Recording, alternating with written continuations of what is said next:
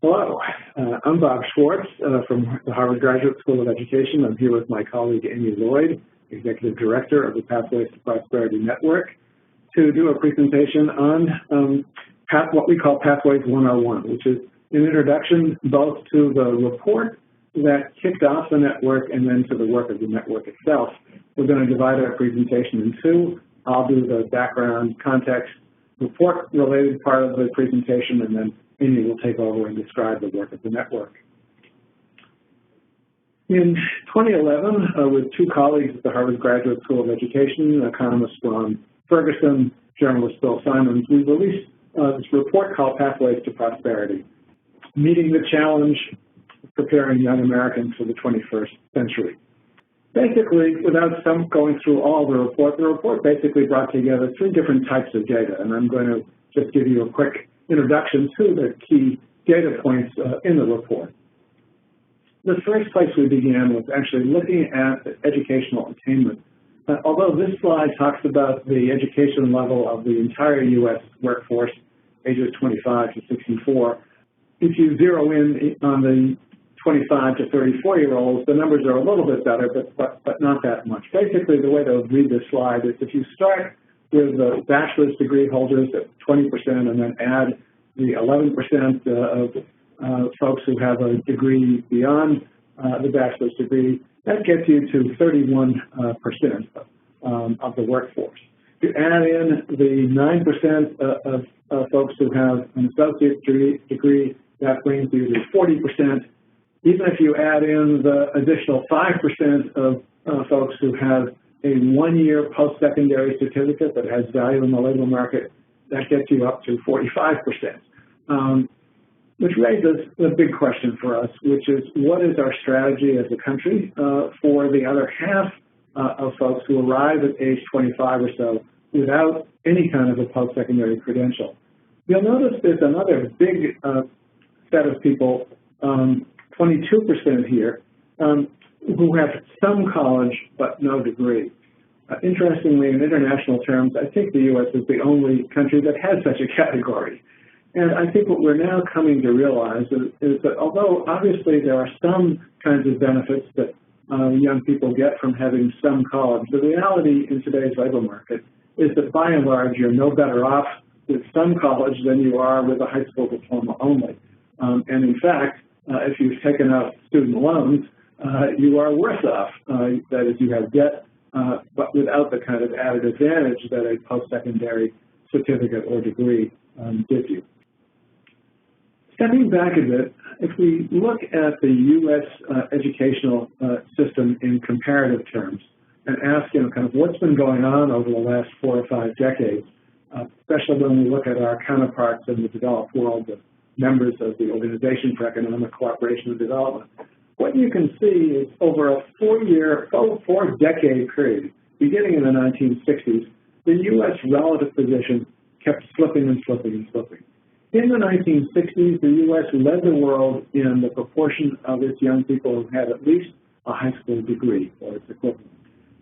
With each successive decade, the U.S. relative position declined because not that the U.S. performance in absolute terms was declining, but because virtually all the other countries that we think of as competitors in the developed world had come to the realization that getting their young people through at least to a secondary education diploma was really important. So with each successive decade, the proportion of young people in the rest of the world getting high school diplomas kept increasing.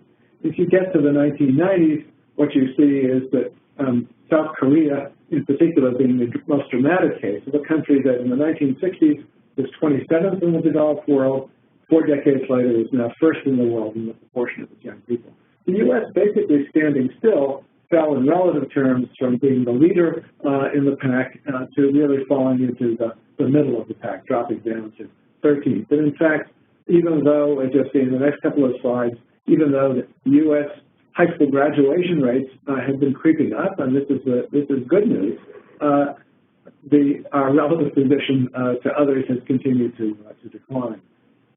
And that's essentially what this next slide shows you, which is that we are actually now below the OECD average in terms of high school completion. Here, coming back to the good news part of this, it isn't simply that in the last decade, 2000 to 2010, that U.S. High school graduation rates have been increasing. The particularly good news is the gap between white and Asian students on the one hand and African American and Latino students on the other has been narrowing. It's not completely close, but it has been narrowing. And this is a piece of good news that we don't typically hear enough about in terms of the U.S. education. The story when we shift to higher education in some ways is even more dramatic. In one decade, between 1995 and 2005, the U.S. relative position fell from second in the world down to 11th. And that's about where we continue to be now. And again, it's the same old story. Other countries have really come to understand how critical it is for their economic development and growth to increase the proportion of their young people with a post-secondary degree, either a four-year baccalaureate degree or better, or a sub-baccalaureate degree, which in the U.S. is the two-year degree. In fact, relatively speaking, where the U.S. has really fallen behind is in our two-year degree production relative to other countries. The big story really for the U.S. is not that we're not sending enough young people off to college. I think most Americans have come to understand how important getting some kind of post-secondary education is. The big story here is the college dropout rate. We hear a lot about the high school dropout rate. In fact, college dropout rates are much, much more serious. Only 6 young people in 10 who begin a four-year degree complete within 6 years. Only 1 young person, actually fewer than 1 in 3, who begin a two-year degree. That's first-time, full-time students in two-year institutions complete within 3 years. Actually, if you extend the time frame out for two-year institutions, the completion numbers go up closer to 40%. But still, what you're looking at is a very significant problem. And this relates back to my earlier point about the lack of economic returns to some college. The big story here is, again, if you start out but don't complete, you're likely to have debt, but not to be, have the kind of advantages in the labor market that typically only come with a two-year degree or or four-year degree. So that's the first set of data in our Pathways report is really focused on taking a hard look at the post-secondary attainment data, both historically and relative to other countries. If you then look through the other end of the telescope and ask what's going on in the labor market, why do these attainment rates matter or not matter? We were hearing for the last 2 decades from economists a pretty bleak set of predictions about the U.S. economy. What we were being told pretty consistently was we were moving into a world in which there are only going to be 2 kinds of jobs: high-wage, high-skill jobs that require at least a four-year degree, if not better, and low-skill, low-wage jobs for everyone else. What this slide tells you, this comes from the Georgetown Center on Education and the Workforce, which has really been putting out a terrific series of reports over the last several years on the relationship between education and the economy. What the center and its economists argue is that, in fact, if you really take a close look at the U.S. labor market, not only now, but projected over the next decade or so, that yes, it's true that roughly 2/3 of the jobs will require a post-secondary education of some kind, and that's a big shift from as recently as the 1970s when only 1/3 of U.S. jobs required post-secondary education. But if you break the post-secondary education part down into 2 components and ask what proportion of those jobs require a four-year degree or better versus those that you can get with some post-secondary education, but not necessarily a four-year degree, either a two-year degree or a post-secondary certificate, what they argue is that still roughly almost 1/3 of U.S. jobs are in this so-called middle skill category.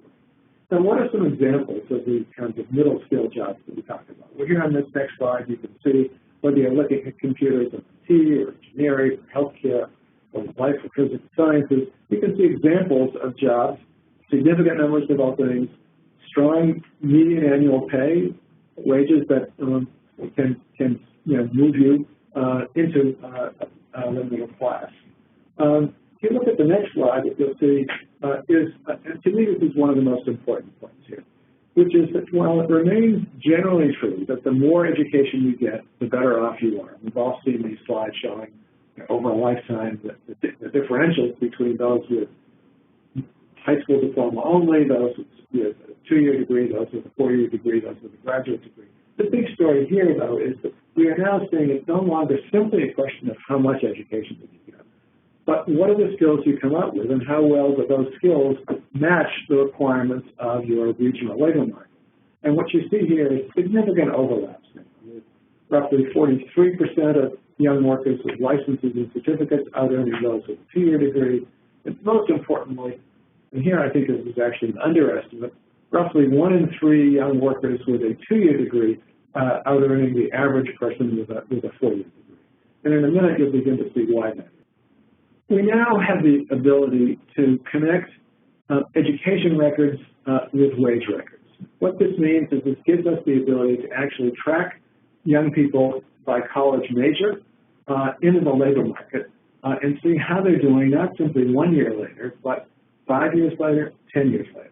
And this research is based on, comes out of a research center that's at the American Institute of Research. In this particular case, it's looking at the state of Colorado. We have similar data now, I believe, from at least 4 or 5 other states.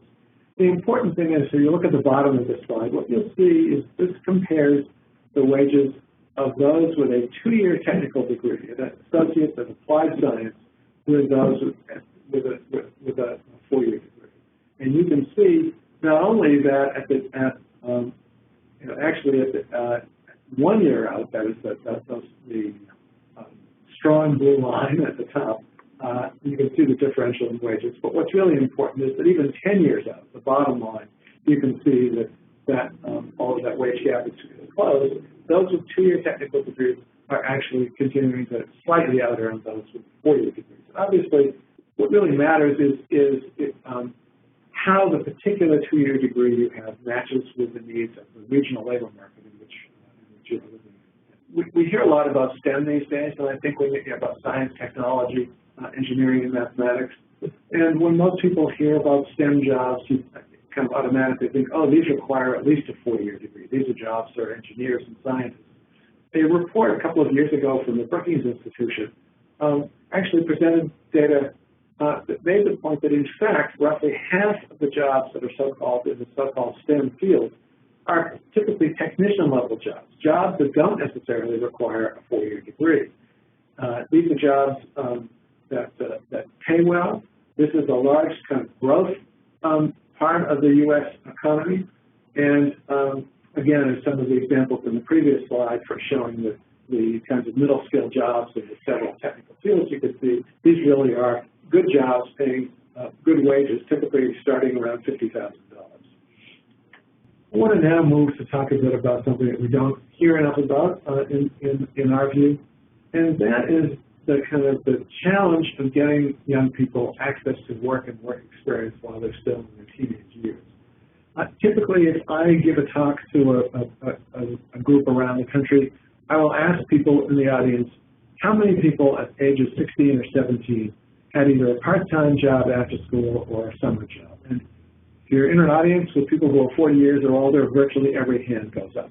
What this slide tells you is that in a relatively short period, between the year 2000 and the year 2012, the bottom seemed to fall out of the youth labor market. The old traditional youth labor market that we grew up in really no longer exists. And what this says is really now only roughly a quarter of young people at the ages of 16 or 17 have access to any kind of work experience. And as the saddest part of this is that those opportunities are not equitably distributed. It's the young people who come from middle-class and upper-middle-class families who have social networks who typically have an easier time getting access to paid employment than young people who come from the bottom part of the family income distribution. One more slide on the youth employment crisis, as I see it at least. And this is a slide that compares the employment to population ratios, we call them, of 16 to 17-year-old males versus 68 to 75-year-old males. And this looks again at this period from roughly the year 2000 to roughly 2012. And obviously, the latter, 2011 and 12, we're still in the tail end of the recession. But what you see here is this very striking kind of reversal of access to work opportunities. The year 2000, even at that point, roughly a third of young people had access to work. Only, 18 or 19% of older males, 68 to 75, people we think of typically in the retirement zone, were working. Those numbers have kind of flip-flopped, so that by 2012, larger proportion of 68 to 75-year-olds were working than the 16 to 17-year-olds. Now, it's not that the kind of older workers were necessarily displacing younger workers, but with this slide, it raises, I think, some pretty fundamental questions about our kind of social priorities as a country. But by and large, the people in the older age range who are working are not working because they choose to. They're working because their retirement funds took a big hit during the recession and because they need to keep working in order to put together any kind of retirement for themselves. But the overall consequence when you look at the aggregate of the economy is that, yes, young people are now working less than they have historically. It doesn't, the big story here, at least in international terms, what this tells you is it doesn't have to be this way. This is a slide that, again, looking across the countries that are in the sort of developed world, in the Organization for Economic Cooperation. And this looks at the impact on youth employment of the recession. That is, it takes a snapshot pre-recession and then post-recession, the end of the recession. But the big story, again, what you see here is that those countries with really strong vocational education systems, Austria, the Netherlands, Japan, Germany, Switzerland, Norway, have consistently throughout this period had youth unemployment rates in the in single digits, typically staying under 10%. Those countries with weak or non-existent vocational education programs suffered much more seriously during particularly during the Depression. At the far end, what you see is the Southern European countries, particularly Greece and Spain, where young people have just, where the impact of the recession has just been catastrophic in terms of access to employment for young people. The other thing in those countries, unemployment rates that are roughly 50%. The U.S. is closer to the middle. Our unemployment rates for young people were bumped up, or were up around 18%, significantly worse than that, I would argue, in the inner cities and some rural communities. But one consequence of our not having a strong set of options for young people who are not, for whatever set of reasons, either going on to four-year institutions or staying on in them, they've really been very hard hit in this. So what is it that these countries like Germany and Switzerland and Norway and Austria do? What are the characteristics of strong vocational systems? Typically, they have what we call permeable pathways that young people can enter at the end of upper secondary education, which becomes kind of equivalent to our high schools. Whether they start on the vocational path or they start on the traditional university path, there are options for them to be able to move back and forth. These countries focus their vocational programs on modern occupations that combine learning at the workplace, typically with academic education, but academic education using problems and examples that really come from the work experience, but it's really applied learning, not just the sort of narrowly academic learning. They focus very heavily on what we think of as not simply STEM competencies, but the core competency needs in this economy to actually have the opportunity to continue to learn and grow and move up, complex problem solving, teamwork, communication skills, presentation skills. And these countries typically pay a lot of attention to the development of young people. If you're in a program that typically is a 3- or 4-year program in a country like Switzerland or Germany, you are getting a degree of coaching and support over that period from mentors and others assigned to support your development of the workplace. But there's really nothing quite like it in the U.S. Maybe in a small residential liberal arts college, a relative handful of young people in the U.S. Who attend such institutions get that degree of adult attention and support, but by and large it's simply not available to most young Americans. When I think of these systems, I think of them as not only doing a much better job than we do helping young people make a successful transition from the end of schooling into the labor market, but really helping young people make the difficult transition from adolescence to young adulthood. Just a couple of more comments about these systems. This is a slide that's a particular favorite of mine. It comes from the banking industry in Switzerland.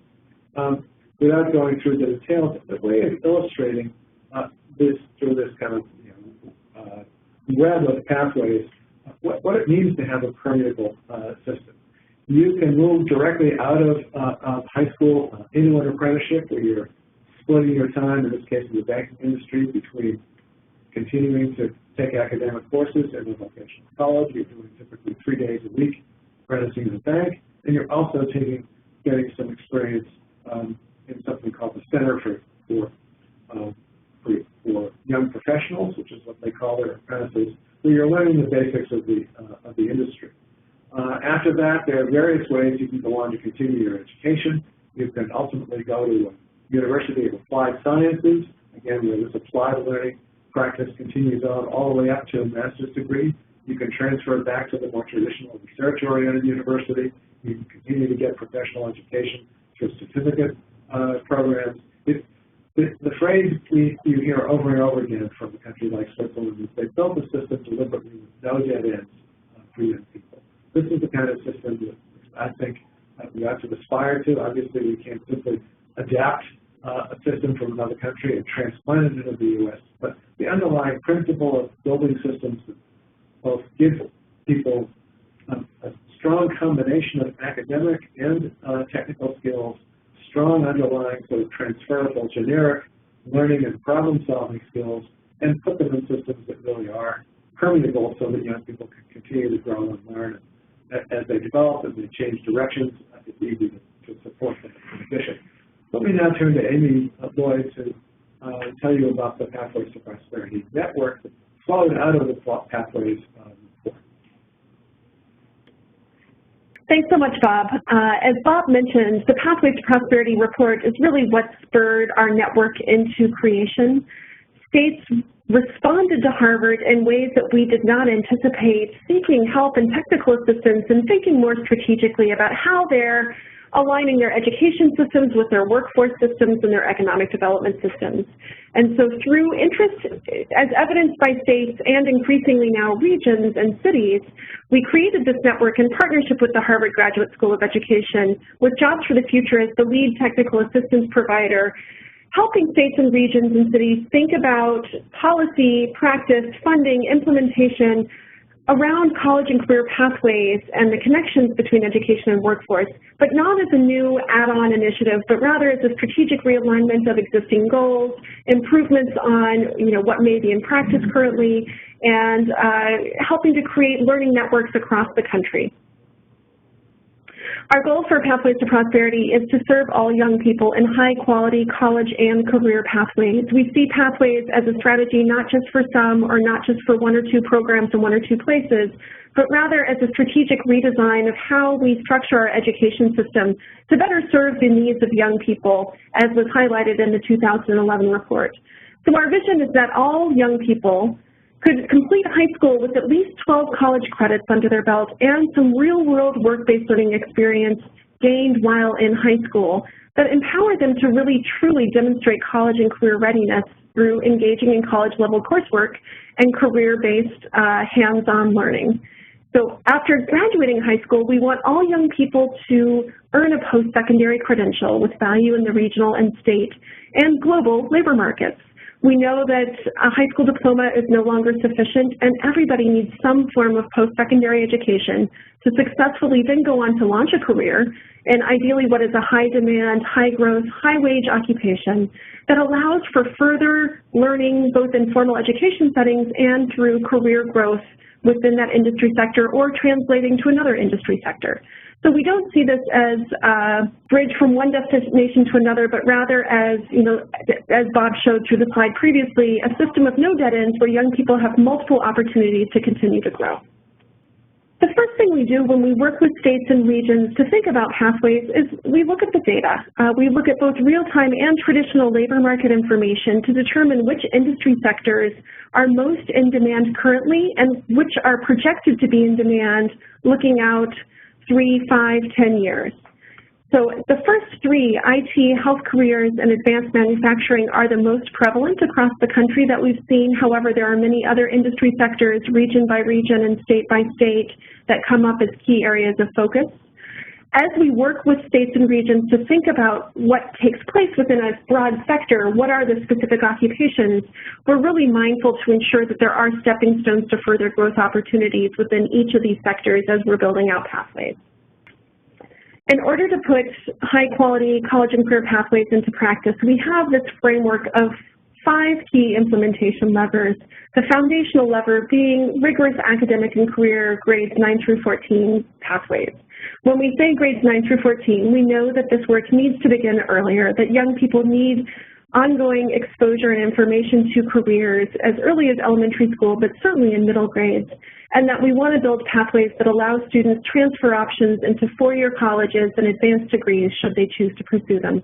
Nonetheless, we're looking predominantly at working with 2-year institutions and developing high-quality technical pathways that span high school and community college or technical college with then transfer opportunities beyond. In order to do so, we need to have committed state leadership and a favorable policy environment that advances and supports the work that's needed on the ground to support these pathways. We also need to ensure that students are receiving early and ongoing career information, awareness, and exposure, because most students in our K-12 system do not have access to information about what is really available to them in terms of the range of opportunities for their possible futures. And furthermore, teachers don't know how to counsel students on careers unless they came through an industry sector themselves in career and technical education. And even the most highly educated parents often do not know about the array of opportunities beyond the industry sector in which they work. So students are not receiving up-to-date real-time information about what their possible opportunities after high school might be. And our schools need to do a better job of integrating that. Next, we need to ensure, hand in hand with the world of school, we build out strong relationships to the world of work, and we engage employers in meaningful ways and systemically, not just for drive-by events to come and present as a guest speaker or to attend a career fair or to host an internship, but to be a true partner at the table when building these pathways from day one, advising on curricula, scope and sequence, ensuring that the skills that employers seek are truly embedded within the pathways that span high school and post-secondary, and also so that they can be partners in providing students learning opportunities in the workplace. A key role that we see as essential to this work at the regional level is that of an intermediary. Intermediaries are the entities that own and drive this work. They connect and convene stakeholders, they provide vision and voice, and specifically for work-based learning, they broker the relationships between employers and educators, ensuring that students have quality matches that support their learning and advance their growth through pathways. We built out this approach to Pathways to Prosperity based on the early college high school work that JFF has led for over a decade across the country. We launched this work in 2002 as an effort to ensure that many more young people, particularly those who are underrepresented in higher education, go to and through a post-secondary degree. And with an emphasis on post-secondary completion, we built out a suite of strategies that really integrated and aligned high school with college in ways that blurred the lines between the two so that young people could start developing a college-going identity while still in high school. And the data is irrefutable. If you look across the country, early college high schools have taken root and spread across 32 states, serving now well over 80,000 students. And the high school graduation rates, college enrollment rates, and college persistence and completion rates are far and above what their peers in similar demographic schools would be. Furthermore, almost one in three students in an early college high school earn an associate degree concurrent with their high school diploma. So they're graduating high school and able to enter a 4-year institution as a junior, which is truly remarkable in terms of not only efficiency from a time perspective, but from a cost-saving perspective to give young people a leg up and really a launch into a 4-year trajectory. So we took what we learned from early college and we looked at what was happening in the career-focused learning space. We both looked abroad to examples like Switzerland and other OECD countries, but within the United States for the past several decades, there's been a resurgence of career-focused learning in the form of career academies. This slide showcases NAF Career Academies, which is our nation's longest-standing organization dedicated to providing high-quality, career-focused learning integrated with core academics within the high school setting. They're currently in over 36 states. They serve, again, over 88,000 students. And we see our Pathways to Prosperity as building upon the best evidence based from early college high schools and the success of career academies. So if you take early college, merge it with career academies, that's what we're seeking to accomplish in Pathways to Prosperity. This is our theory of action, where on the far left of this slide, we want to integrate rigorous academics and career-focused learning in the context of school learning for all students, so that not just students participating in career and technical education, but all students have exposure to real-world connections within the context of their classroom, both through secondary and post-secondary. And we use acceleration strategies, ensuring that students get, again, a leg up on college and career through things such as dual enrollment, namely concurrently earning college credit and high school credit, integrated instruction, integrating career-focused learning into academics and doing interdisciplinary project-based learning, as well as work-based learning and exposure to the world of work, which is evidenced through the green circles along the bottom, a continuum of gradually deepening, starting with work-based learning and internships, deepening engagement with the workforce and skilled labor.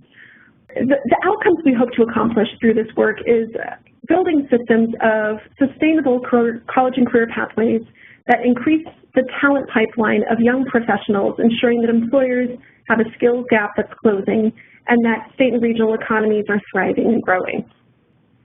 Systems work is hard work. It takes time, and we know that we need to start measuring our progress now, ensuring that all young people are on a high-quality pathway to success. We know that changing education systems is hard work and it takes time, and yet we also know that we want to make sure that we're measuring students' progress and that we're able to demonstrate that they're on a high-quality path that will result in high-quality outcomes for students and for employers. So these are just some examples of milestone metrics. We have far more detailed and granular metrics that measure really the student trajectory along a pathway from high school through post-secondary into career, and what are some of the key indicators along the way that we would like to see ideally in that trajectory. With the network in place, Jobs for the Future partners with the Harvard Graduate School of Education to create tailored scopes of work with each member to support and advance that member's vision and goals for the Pathways work. We know that each region, each state has a different policy context, a different set of strengths, a different set of challenges they're tackling.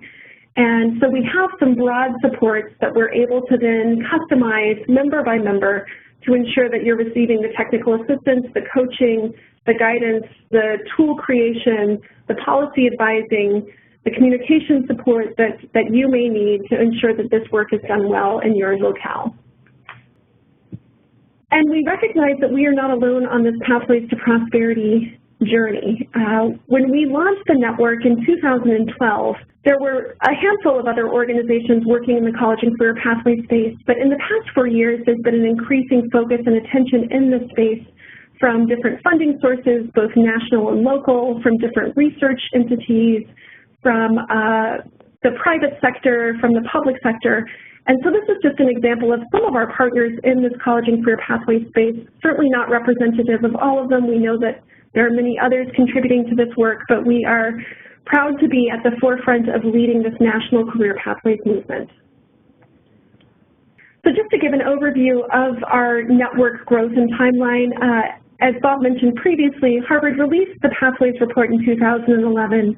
Again, in response to state demand, we launched the network in 2012 just with 3 staff in 4 states, and immediately doubled in size, added regional membership, opened a West Coast office to better serve West Coast needs, increased our emphasis on regional hubs and the role of regions in designing and leading pathways. Our network continues to grow and expand our impact across the country. We currently serve states and regions that contain almost 50% of our nation's K-12 public school students. And our organization, JFF, brings to the table not just the strength of our Pathways to Prosperity team, but also the strength of a 120-person strong organization that has deep knowledge and expertise in education, policy, workforce development, and strategies to advance education for economic mobility. So we also bring to bear all of our JFF institutional knowledge to support the Pathways Network. We think about this network as essentially a bridge building process for systems building. So we're connecting states and regions, the world of policy and research with the world of practice, K-12 and post-secondary, employers and educators, the world of core content academics with career-focused learning, looking at things like skills gap, labor market information, data from workforce development and economic development, and looking at the education side of college and career pathways. It's no longer an either-or proposition. We really are building systems that are both and here, and connecting systems that are traditionally disjointed and not necessarily collaborative in practice. Ultimately, our vision for transforming outcomes for the Pathways to Prosperity Network is threefold. We look first and foremost at student success. We want all of our young people to experience success in their educational trajectories and in their careers and in their communities. But we also have to look at the demand side and consider what employer needs are. Are we really truly addressing the skills gap and the talent gap that too many employers express? And are we ensuring that the young professionals we're supporting in their educational trajectories are able to meet the demands of today's workforce? And are we able to help employers grow the jobs that they have within their workforce, which speaks to the larger piece of economies? We know that economic developers often look at educational indicators as one of the first starting places for determining regional and state growth. And we want to ensure that there's a synergistic connection between education and economic development so that state and regional economies continue to grow in key industry sectors and provide upward mobility for the state's citizens. We see these three elements as being synergistic and inherently interconnected. Here's our contact information. Please feel free to reach out to either one of us at any time. We would be happy to provide you with more details about what's happening in any one of our member states and regions, talk about some of the aspects of this work that we find to be the biggest challenges in places and some of our strategies to address those challenges, or just brainstorm and hear what you're facing in your work and see how we can assist you in supporting your work. If I could add a final word, I've been working on these issues on and off for 4 decades, and I would say that as challenging as the work is, for the first time really in a long working life, I really feel that the wind is at our back for a variety of reasons. There's much more understanding of the challenges young people face, much more awareness of the need to build out some multiple pathways, not just a single 4-year college dominant pathway for young people. More recognition on the part of employers that it makes sense to begin earlier, to connect with educators and other providers of education and training to really, if they are going to have their talent pipeline needs met. So we remain optimistic despite the challenges of the work, and as Amy suggests, we invite you please to feel free to not only to contact us for more information, but to join us on this journey.